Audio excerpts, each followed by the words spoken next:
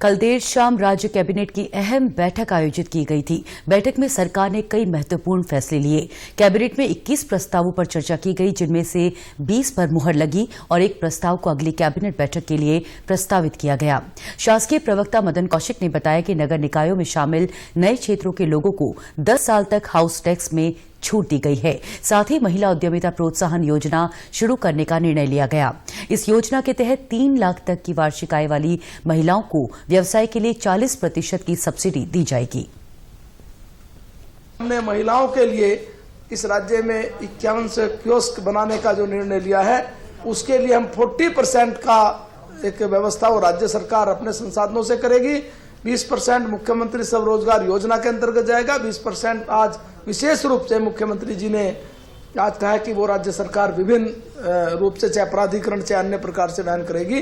तो ये भी एक बहुत बड़ा निर्णय और महत्वपूर्ण निर्णय हमने लिया है। शासकीय प्रवक्ता मदन कौशिक ने बताया कि प्रदेश में राष्ट्रीय शिक्षा नीति को लागू करने के लिए मुख्य सचिव की अध्यक्षता में स्टीयरिंग कमेटी और विद्यालय शिक्षा मंत्री अरविंद पांडे की अध्यक्षता में टास्क फोर्स गठित की गई है। कैबिनेट ने विद्यालय शिक्षा के अंतर्गत हर ब्लॉक में सरकारी अटल उत्कृष्ट विद्यालय खोलने की स्वीकृति दी। अटल उत्कृष्ट विद्यालय योजना, इसके अंतर्गत हम जो करने वाले हैं, ये दो हर ब्लॉक में दो हम ये विद्यालय खोलेंगे। सीबीएसई से रिलेटेड होंगे, इंग्लिश और हिंदी मीडियम के होंगे। इसमें जो टीचर होंगे, टीचर के लिए अलग से हम पूरी व्यवस्था, जो हमारे यहाँ टीचर है उन्हीं में से हम टीचर यहाँ नियुक्त करेंगे, उसकी व्यवस्था हम अलग बनाएंगे।